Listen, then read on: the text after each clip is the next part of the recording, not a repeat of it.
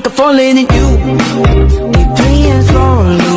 내가 뭘 하는지 도막 모를 정도로 be your Alexandro. I need a love dictionary. Assalamualaikum warahmatullahi wabarakatuh. Perkenalkan, nama saya Airani Alfa. Di sini saya sedang berada di Kampung Brenjon dan di belakang saya sudah ada lahan yang luas. Bukan itu saja, di belakang juga ada gunung yang indah. Di sini kita juga bisa belajar bagaimana cara menanam tanaman organik. Assalamualaikum warahmatullahi wabarakatuh. Adik, terima kasih ya. Di sini kebetulan pos 1 ya, kita gantian dengan kelompok yang lain. Nanti kita ada 3 kegiatan praktek singkat ya, dari skala pelajar. Jadi kita bisa bikin mikroba yang sesuai dengan yang dikatakan Pak Samu tadi,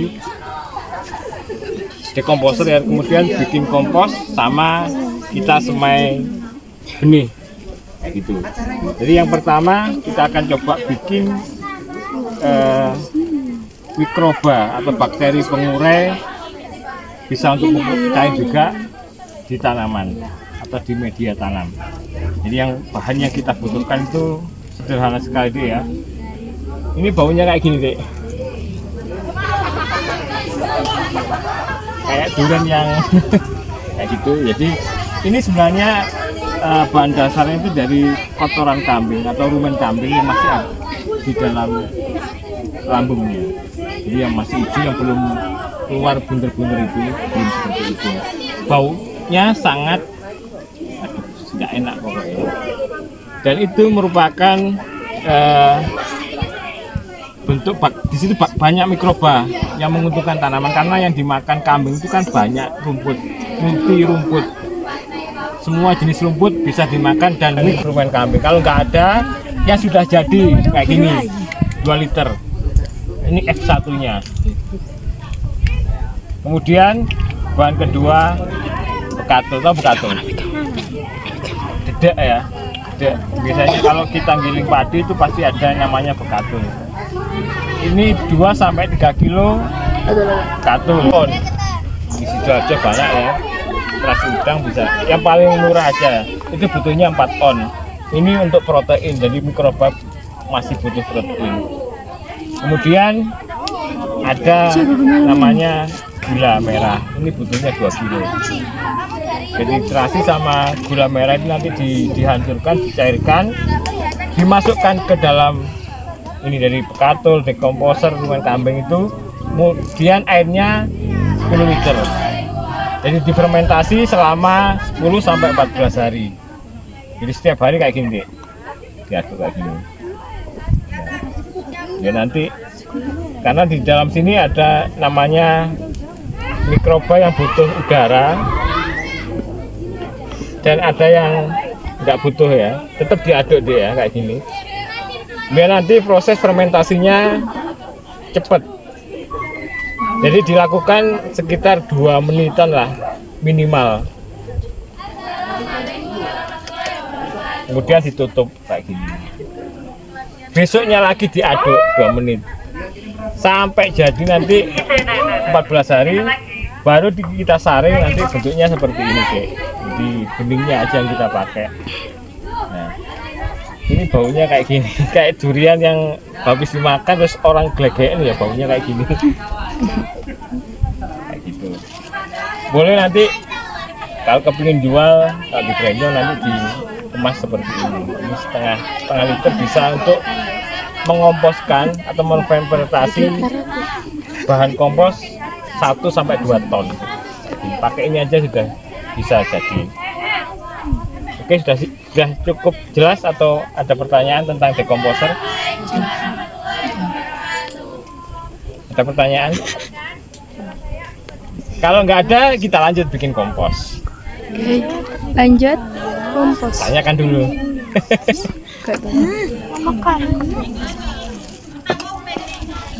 Mikroba atau bakteri pengurai, kita lanjut dengan pengomposan. Sebelum tanam pasti kita butuh media tanam, media pupuk yang bisa menumbuhkan dan menyuburkan tanah. Nggak hanya tanamannya yang subur, nanti juga tanahnya sehat juga. Ketika tanah sehat, nanti tanamannya nggak gampang kena penyakit, nggak gampang kena hama, kayak seperti itu. Jadi bahannya itu, ini sebenarnya sudah dicampur ya. Ini ada kotoran kambing, ini maaf ya, ada kotoran ayam sama kotoran sapi di sini dalam sini. Itu yang belum jadi. Kemudian ada daun-daunan kayak gini, dan ini daunnya kecil ya. Kalau daunnya kayak daun pisang atau yang lebih lebar biasanya dicacah dulu, atau getok pisang harus dicacah dulu biar nanti mikrobanya ketika mengunyah itu nggak susah-susah kayak gitu. Berapa bagian? Jadi yang dibutuhkan untuk bikin kompos itu biasanya daun-daunnya itu lebih banyak. Itu bisa 6 bagian. Kemudian 2 bagiannya bisa pupuk kandang seperti itu. Dicampur jadi satu kayak gini ya, Dek ya. Kemudian 1 bagiannya bisa ditambahkan dengan arang sekam. Ini arang sekam ya.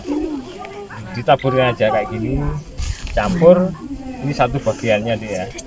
Kenapa butuh arang sekam? Biar nanti komposnya bagus, mikrobanya bisa berkembang di dalam sini. Kemudian karena ini fungsinya sekam itu kan kalau di dalam filterisasi air itu kan menetralkan racun. Di dalam tanah juga sama. Jadi ketika ada penyakit karena apa itu nanti disaring lewat ini. Kemudian setelah garis ini kita butuh yang namanya ini deh, abu dapur. Kalau nggak ada abu dapur, kapur pertanian di toko pertanian banyak. Kita manfaatkan yang alami aja deh ya. Kita tabur pakai gini. Kenapa Kak kok dikasih bedak? Bukan bedak ya, tapi ini abu dapur. Ini biar nanti komposnya itu nggak asem. Jadi pH-nya netral, jadi 7 pH-nya. Kalau nanam 7 itu sudah bagus ya. Biar nanti gak gampang kena jamur atau virus ya dia. Kemudian tetap dikasih bekatul deh ya. Ini kalau mikroba itu tetap makanannya ada ininya juga. Bekatul ya, anggap aja segini deh ya. Kebutuhannya bekatulnya kayak gini. Baru kita butuh yang namanya mikroba tadi, jadi tapenya ikannya ya, raginya. Kalau bikin tape kan pasti butuh ragi, sama kalau bikin kompos juga butuh ragi, tapi raginya kita pakai di komposter tadi yang kita bikin. Ini airnya kan 4 liter. Kebutuhan 1 liternya itu 5 mili. Jadi 5 mili itu setengah tutup. Kalau 1 tutup berarti 10 mili. Berarti ini butuh hanya 2 saja, 2 tutup kayak gini. Kata tadi. Kalau sudah dimasukkan dalam air, kita aduk ya kayak gini. Kita siramkan ke kompos sedikit aja deh ya, pokoknya. Nah, kayak gini. Baru kita campur kayak gini. Karena ini skala kecil deh ya. Kalau skala besar, ya nggak usah dicadur kayak gini. Jadi per lapis, kalau Brainjom bikinnya itu sampai 5 ton. Jadi sampai tumpukannya itu 2 meter kayak gini. Karena ini skala untuk portable ya, ya pakai ini aja, nanti tetap dicampur kayak gini deh ya. Nah ini kotoran ayamnya itu sebenarnya masih bau. Kalau kepingin di sini aja bisa deh. Misalnya habis seperti ini kita tutup kayak gini boleh. Ini diukep kayak bikin tape kan, kayak kepingin cepet ya diukep kayak gini. Atau bikin yang paling, misalnya adik-adik punya galon aqua yang pecah kayak gini ya, itu bisa kita manfaatkan, tetap dikasih lubang kayak gini ya, biar nanti air lindinya nggak menggenang di sini. Kalau menggenang biasanya komposnya nggak jadi terlalu lama. Jadi kita masukkan aja di dalam sini lah.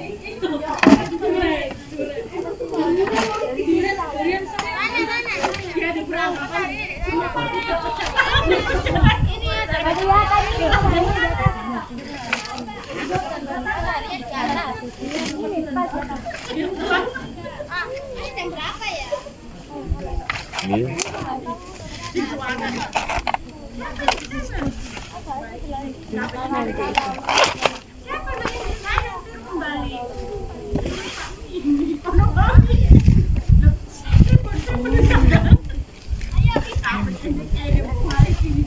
Nah, ini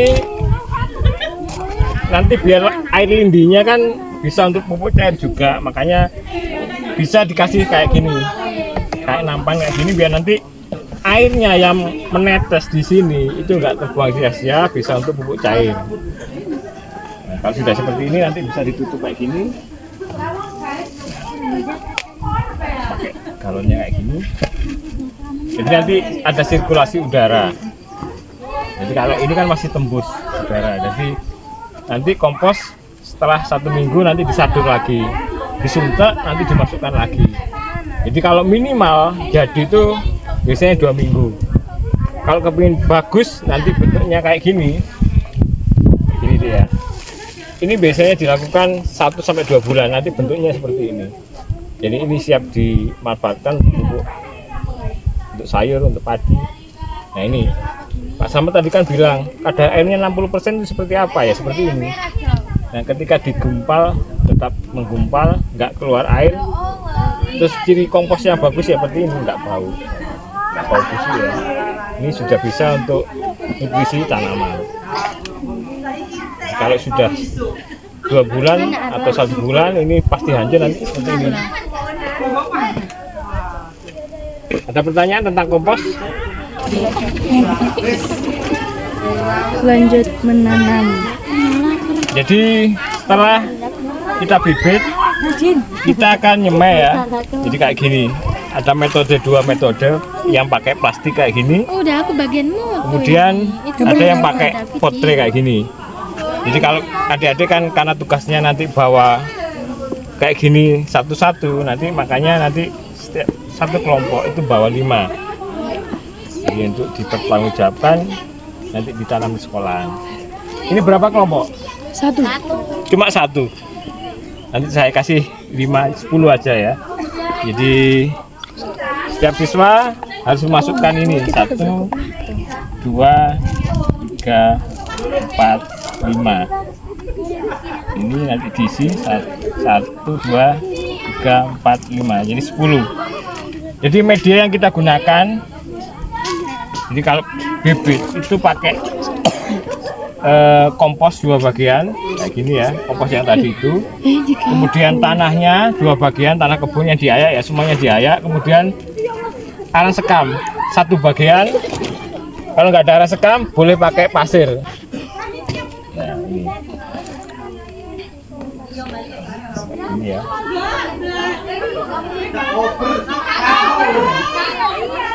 Tugas sampean memasukkan media ini kayak gini ya, Dek ya. Masukkan gini, tekan biar padat ya. Nah, ini kasih space 1 atau setengah senti ya di atasnya. Nanti masukkan bijinya. Jadi bijinya ada 5 jenis sesuai dengan permintaan ibu guru sampean kayak gini. Ada caisim, ada kailan, ada bunga matahari, ada cabai, ada daun ketumbar kayak gini. Ini kalau ini kailan nanti jadinya kayak gini, Dek. Ini siap tanam, ini umur 2 minggu nanti dipindah tanam. Dan kalau cabai ini ya, nanti kalau nanam cabai kalau sudah segini harus dipindah. Oke, siap untuk memasukkan tanahnya ke dalam plastik ini. Siap. Ya. Caranya tadi kan ini sudah terisi ya. Baru kita masukkan misalnya bunga matahari ya. Kita ambil aja 1 ya. Kita masukkan, yang wajib dulu nggak apa-apa gini. Nah, kita tutup, kita siram gini. Kalau sudah, nanti biasanya 1-2 hari itu sudah mulai pecah. Nah ini contohnya kayak gini. Ini teman-teman yang cowok kemarin itu kayak gini. Ini bunga matahari. Ini baru kemarin hari Senin kan ya? Senin atau Selasa? Senin. Itu sudah seperti ini. Nanti sama. Ketika dimasukkan sini nanti ya ditutup gini, kondisi lembab kayak gini nanti cepat tumbuhnya. Nanti 3 hari dipanaskan, nanti kena sinar matahari. Ini sudah 2 minggu kayak gini. Kalau sudah seperti itu, cara pindah tanamnya gimana, Kak? Kalau seperti itu, kita contoh yang ini aja ya. Nah, kayak gini. Nah, ini umur 2 minggu, nanti kita pindah tanam kayak gini. Nah, media tanamnya sama. Ini. Seperti itu.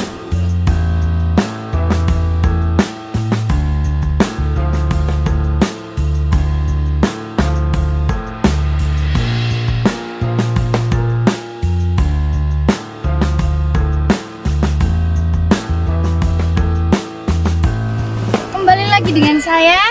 Tadi kita sudah melihat bagaimana cara pembibitan, proses pembibitan. Dan sekarang saya sudah berada di tempat yang berbeda. Dan di sebelah saya ada sebuah kolam ikan. Nah, ikan ini berjumlah lebih dari 100. Gimana? Setelah melihat ikan yang lucu-lucu, kita lanjut ke pos berikutnya. Penasaran? Yuk ikuti aku. Sebelum melanjutkan pos berikutnya, kita cari info yuk ke warga-warga sekitar. Waalaikumsalam warahmatullahi wabarakatuh. Ya, selamat datang di pos teknik pembibitan tanaman padi dan juga tanaman sayuran. Mungkin di sini padi nggak asing lagi ya, di Krian banyak ya. Di Krian banyak padi ya. Banyak. Namanya siapa? Oh, Cita. Di sini nanti kita akan belajar ya teknik budidaya. Jadi teman-teman nggak asing lagi namanya tanaman padi, di Krian sudah banyak. Kalau tanaman sayuran saya rasa di sana sedikit ya. Iya. Apa aja sayuran yang ada di Krian? Jagung. Jagung termasuk sayuran apa buah? Sayuran apa buah? Sayuran. Sayuran. Ada yang bilang sayuran, ada yang bilang buah. Nanti kita tanya ke pakarnya langsung ini. Jadi teman-teman, di sini saya akan menjelaskan banyak tentang sayuran. Kalau padi nanti teman-teman sudah banyak di sana ya. Jadi di sini sebelumnya saya ingin bertanya, bedanya biji, benih dan bibit apa ya kira-kira? Kira-kira berbeda apa sama? Berbeda. Berbeda. Bedanya apa? Beda kata, beda arti. Beda arti. Ya langsung saja, kalau biji itu adalah hasil dari buah. Kalau benih, biji yang sudah tersertifikasi, biasanya dijual di toko pertanian seperti benih jagung, benih padi, benih tomat, benih lombok kayak gitu. Nah, kalau bibit itu benih yang sudah menjadi tanaman kayak gini, namanya bibit. Tapi tanamannya masih kecil ya. Oh, bisa disebut bibit. Nah, kalau lele kira-kira namanya bibit lele apa benih lele? Bibit lele. Bibit lele karena dia sudah dalam bentuk ikan lele. Kalau dia masih telur namanya benih lele. Nah, ketika kita tahu apa itu biji, benih dan juga bibit, nah selanjutnya kita akan pindah tanamkan bibit ke lahan. Nah, kebetulan kebetulan yang digunakan di Brenjong itu lahannya ada 3. Yang pertama itu di alam terbuka, jadi dia tidak terhalangi sama sekali. Yang kedua, bisa menggunakan tunnel yang plastik warna putih, itu namanya budidaya tunnel. Nah, yang ketiga di greenhouse. Namanya greenhouse pasti warnanya hijau. Rumah hijau. Itu rumah hijau. Nanti kita lihat pembibitan tanaman cabai di sana.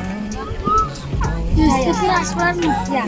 Jadi alat-alat yang dipakai buat budidaya itu ada cangkul, pasti ya, ada cangkul itu buat mencangkul tanah, buat